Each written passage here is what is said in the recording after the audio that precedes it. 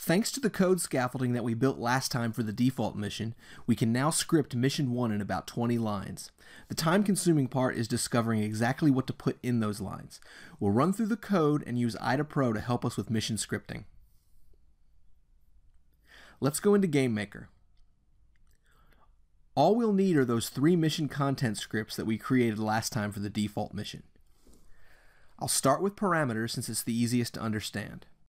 Mission 1 is exactly like our default mission, a daytime mission where the player is flying the Hornet.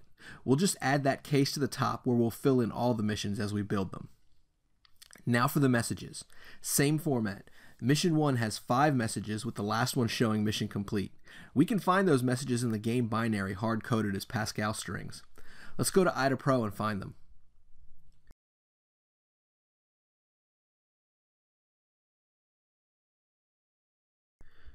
So we're looking at these 5 strings. Let's paste this all into Notepad and cut away the excess.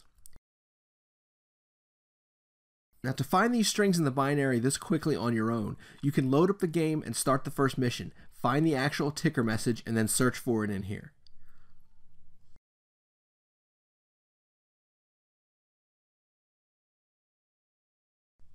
Now we'll copy these strings one at a time to our script.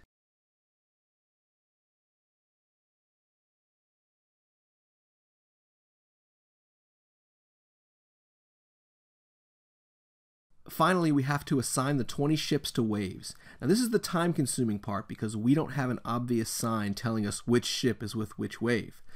The most difficult way to do it is to just play the game and write down how things work. Now this would probably take longer than we've spent on this project from the start.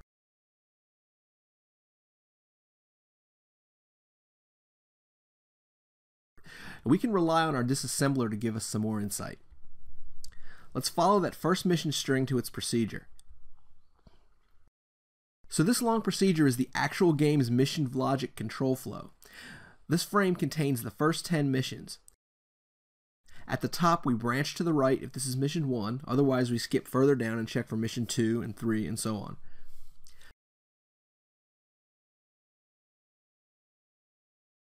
Here's the text reference for the first mission, first wave. Now this byte represents the current point in the control flow. It says 2 here because 1 is the trigger to set up the mission. Now it activates these 2 trucks. Remember that trucks are the first vehicle type.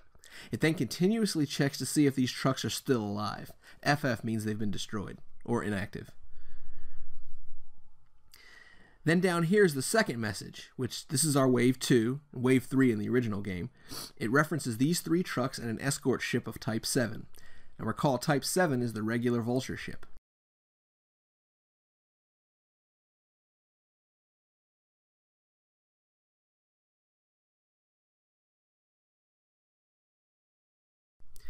Basically, we tear the mission goals out of the binary and set them here. Now, I'll just set them now to keep things moving along. Technically, the first wave only had 2 trucks, and these 2 at the top should be zeros, which would interpret as not part of the mission goal. For now, this means we'll have 4 ships to destroy in the first wave. They all happen to be trucks. Now, if it still seems arbitrary which ships I'm assigning to waves, I'll clear that up in a minute after we test.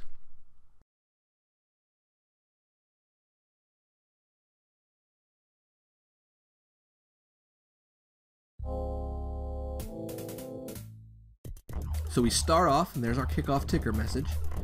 We're being told to go find some trucks. Remember, I set 4 ships in the first wave, so we're going to do some extra work here.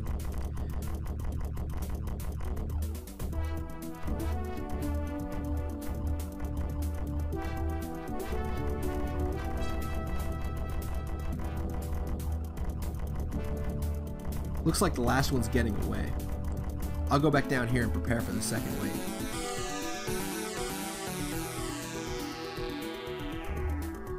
Here's wave 2. It says take out the trucks and the escort. This is that wave with the 3 type zeros and the type 7 escort.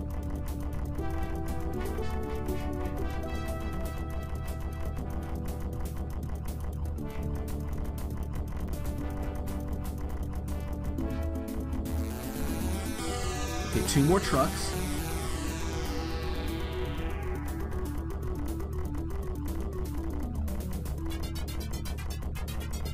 Finally, the patrol skid.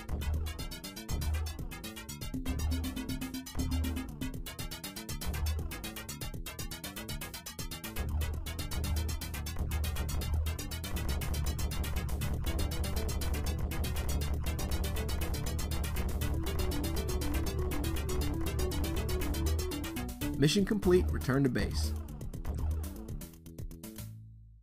So we've hacked the first mission into our code base using these 3 lightweight scripts. Let's go back to the binary and let me build on our logic.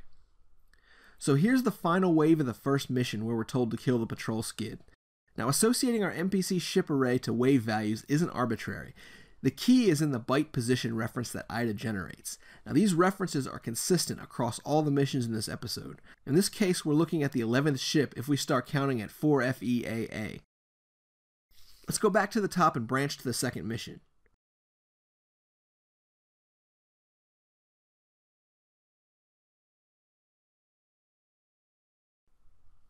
We can see here that ships 1 and 2 belong to the first wave, and then 3, 4, and 5 belong to the second wave.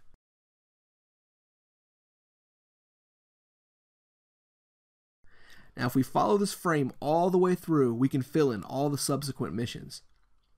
So that covers how we can build the missions. We're still missing a couple of structures that drive the missions, such as the comlink messages. I'll address those in the last video. Next time we'll move on to the debriefing sequence.